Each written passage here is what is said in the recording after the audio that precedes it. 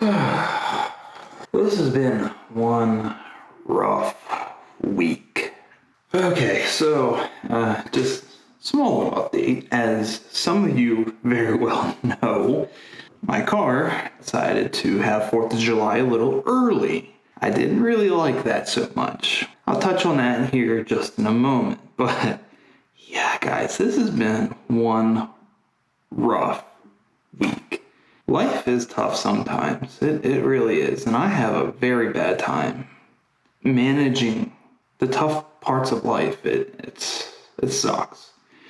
You know, I lived my whole life dealing with just very bad depression, anxiety, just to the point of sometimes I can't even get myself out of the bed, and it's crippled me my whole life, you know, and it's slowed me down from doing a lot of things, and it's prevented me from doing a lot of things. Every now and again, I get these low spots in, life where things just really, really get to me and really get me down. It's like, everything just comes in all at once. And, I think I've mentioned quite a few times of how much luck I don't have. This video kind of goes ahead and proves that. Yeah, the car's a real big bummer. I'm sure, it will be fine eventually. It still sucks because it's a pain in the ass that I have to deal with right now on top of other huge inconveniences in my life. So, it just so happens that the same day that the car took a crap, I also got an email from an employer that I was very excited to start working with, saying that they decided to change their mind and they did not want to hire me, which, after 3 days had passed since the initial interview and, decision to hire me, for them to say no was a big bombshell. And the main reason why is the same day that I went on the interview with that and was hired for that particular job, I had turned down another opportunity with someone else that wanted to hire me.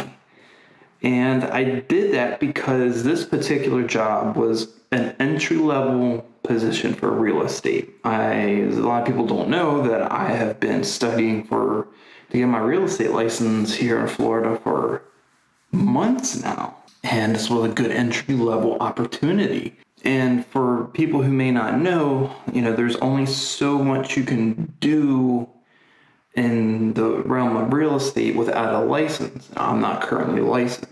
So this was like a position that helps train you from the ground up. It's like a good transitionary type job, which I thought was a great opportunity to get my foot in the door. When a good opportunity comes along, you'd be a fool not to take it. As with my luck, I take that opportunity, turn down the other job that I was actively hired for to, do this, and them to get back to me 3 days later with, the email saying, yeah, we decided that we're pieces of crap and we don't want to hire you after we said yes, because that's just how life rolls. So yeah, that happened the same day as Buster decided to get a little too happy with cylinders 2 and 3. Okay, so let's go ahead and go into that whole fiasco. I surprisingly wasn't doing anything crazy. I wasn't really beating on the car. Was I having a little fun? Yes, of course. Was I beating on it? Was I doing any extensive long acceleration? No, not at all. That's where it really, really baffles my mind. Put the car in drag mode, turn traction control off. I put it in third gear, and I was, I usually like putting in about, second or third gear is usually really fun. But I had it in third gear, and I was kind of rolling into it, waited to about 4,000 RPM, about 4,000. I was full throttle, punch it, boost comes in. And when the boost came in, the car made this really, really bad sound. It was like I don't even know, like just bad rattling, just crunching noise. It was like I can't. That's the best I can replicate it. Like I don't even know. Like it was bad. And then before, I mean, it happened so quick. I mean, we're talking about seconds before I could even let off the pedal. That noise happened. Like it made a little like noise, and then the turbo just went. Whole car lost power. I'm like, what just happened? You know, I was like 40 mile per hour, maybe 45 when this happened. I coasted to the side of the road. Thankfully, I had enough momentum to do so. The check engine light was on. I pulled the codes that said multiple cylinder misfire, and that was it. I tried to restart the car. It didn't really want to start. You know, I kind of feathered the throttle a little bit, and it would run a little bit, but it was making some horrible, just clacking metal, you know, knocking noise. I'm like, okay, that's not good. That's when I admitted defeat and got on the phone and called roadside assistance, because I knew that was it. I knew right there something went wrong, real wrong. While I was waiting for the tow truck, I popped the hood just to make sure there wasn't anything that would be a risk of fire or whatnot. And I looked around and nothing looked wrong. I pulled the dipstick, the oil looked fine. It still looked relatively clean. I mean, I just changed it not long ago. The coolant looked fine. Nothing looked crazy. Nothing was really like abnormally hot. I mean, it was hot for, you know, what I would assume it to be. Like I said, it was hot out that day, but nothing was like smoking or like scorching red, or, you know, just nothing looked abnormal. Nothing looked out of place. And I checked all the connections and fittings, and everything looked fine. I don't even know. Don't know what happened. Get the car towed. Thankfully, I have a Ford dealership like 5 miles, you know, into town from where I live, which was right around the corner from where this happened. Yesterday being Monday of this week, I call, you know, early in the morning, like, hey, is there any update on the car? Has anyone looked at it? And the service advisor, you know, she is sweet as could be, but she didn't have anything, any updates. She was like, yeah, honey, I don't think the techs have really looked at it. One of them said they went out there and something sounds like it came loose either in the engine or the transmission. I'm like, no, really? So I couldn't tell. She got back to me later, same day, and she was like, so the techs took a closer look. I don't know if they did a bore scope or what, but they confirmed that cylinders 2 and 3 crapped out. Now, people who may not know, cylinders 2 and 3 are the 2 middle cylinders, which on a 4-cylinder engine are connected. If your 2 outer cylinders are at top dead center, your 2 inner cylinders are at bottom dead center. You know, because it's a flat plane crank, right? I'm like, cylinders 2 and 3. I said, is there any determination on what caused the failure? I'm like, do they know what it was? I'm like, you know, because I know of certain things like the low fuel pressure sensor is problematic. And I said, I don't want to get a replacement engine and this happen again. And at the time, I don't know if they're going to have to do a more thorough investigation for Ford. I don't know how this works. I've never had to really deal with it. At the time, they don't know. All they know is cylinders 2 and 3 were completely crapped out. And I don't know the extent of the damage. I don't know if the rods broke. I don't know if the pistons cracked. I don't know what happened. I do know is the car still had oil pressure, which would indicate to me no damage to the bottom end. So I'm assuming something to do with the pistons. I would assume a cracked piston. And I made a post on Facebook asking about, gasket issues with these cars. Because, when the Ford Focus RS came out with this engine, there was a mix-up with the gaskets used, and they had problems with leaking coolant into cylinders 2 and 3 oftentimes. That's what would happen. So, with with cylinders 2 and 3 dead on my car, the first thing I could think of is a gasket issue, even though the revised gasket is considered superior now, even for just normal EcoBoost builds. So, talking around, that doesn't seem like it's a likely scenario. There have been reports of defective manufactured components. People have reported scratches in the surface of their cylinder head causing sealing problems. But then again, those type of things had caused problems before anything. It was not just all fine and then sudden catastrophic failure. This was an instant catastrophic failure with no warning signs and nothing that can potentially be thought of to be a problem. It just was fine and then it wasn't, which is very strange.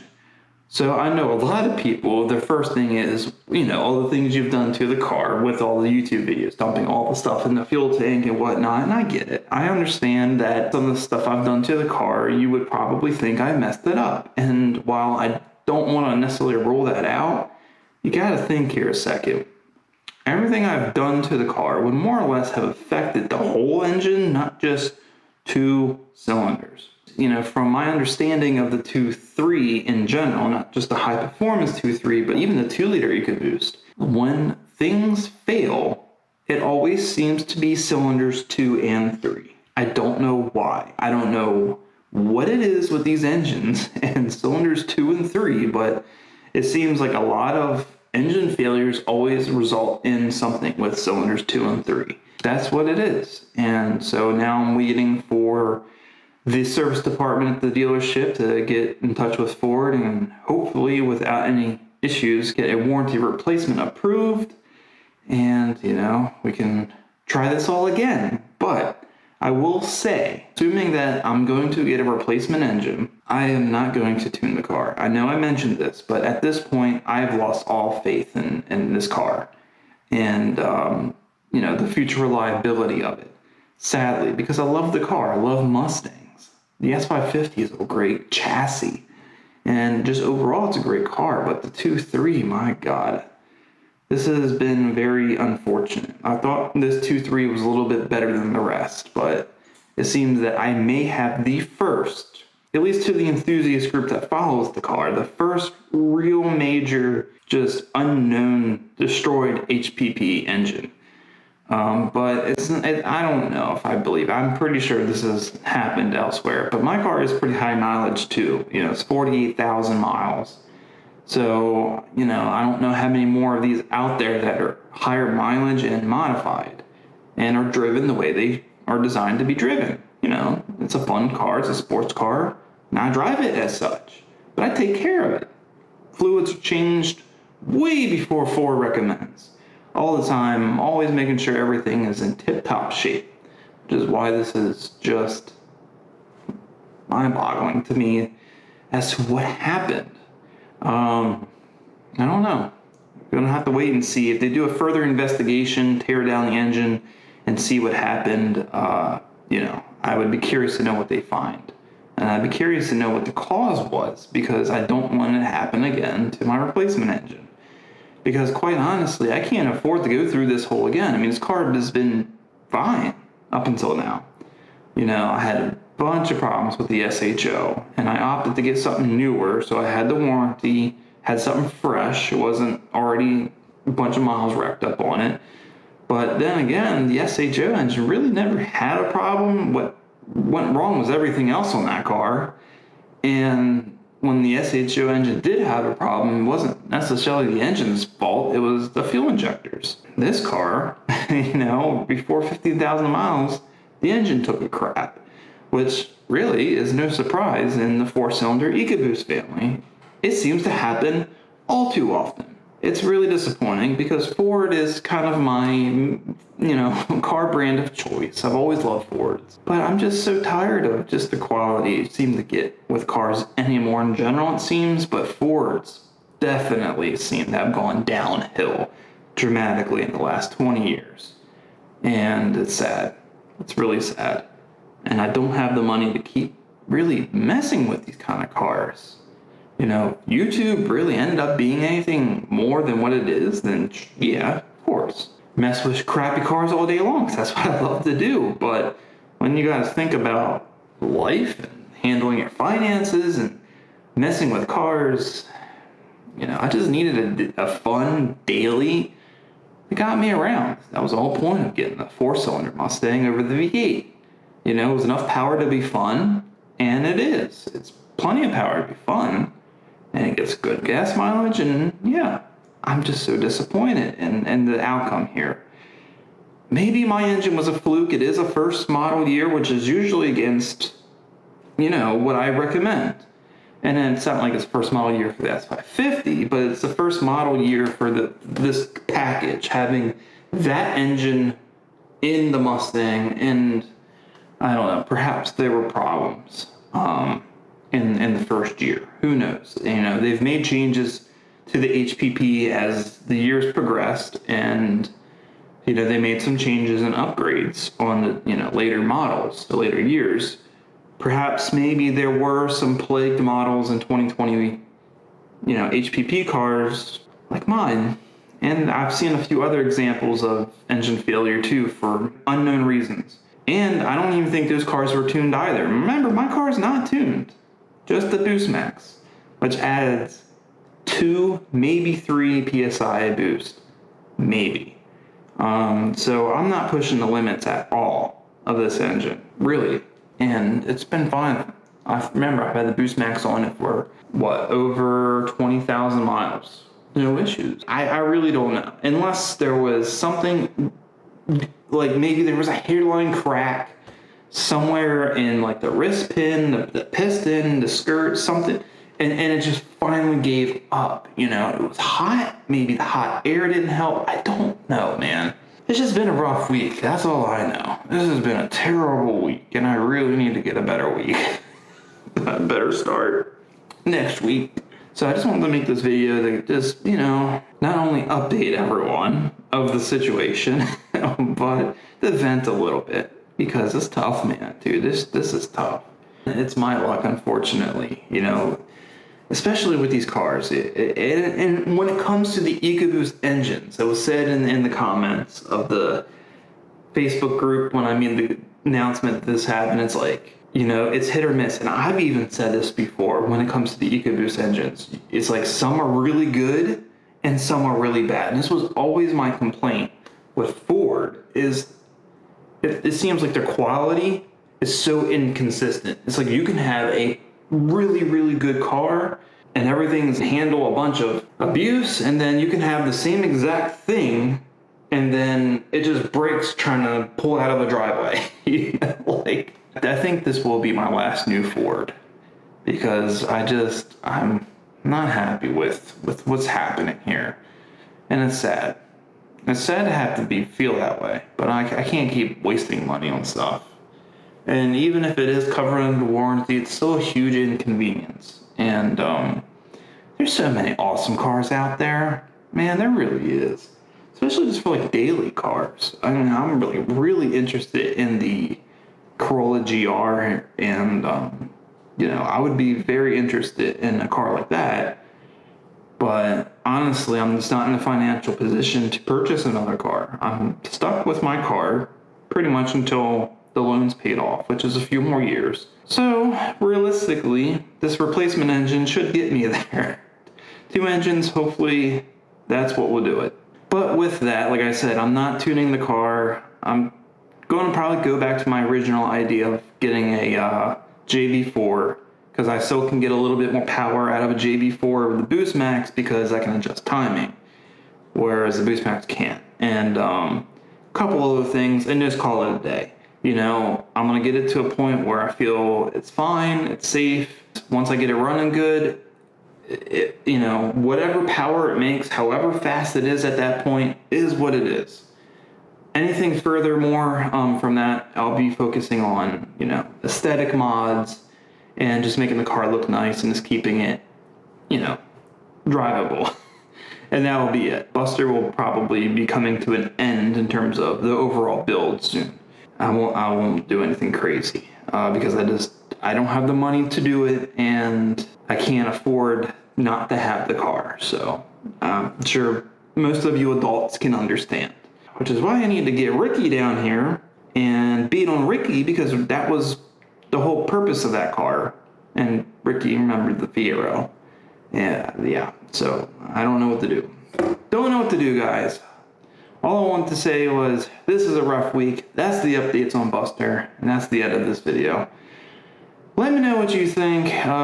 Give me any of your thoughts on what may have went wrong with Buster. Throw them in the comments. But that's going to wrap it up here for this video. If you like the video, please give it a thumbs up. Share it with everyone you know if you want to see more content like this. And if you haven't already, go ahead. Subscribe to the channel. Keep a lookout for the next Karz Created video.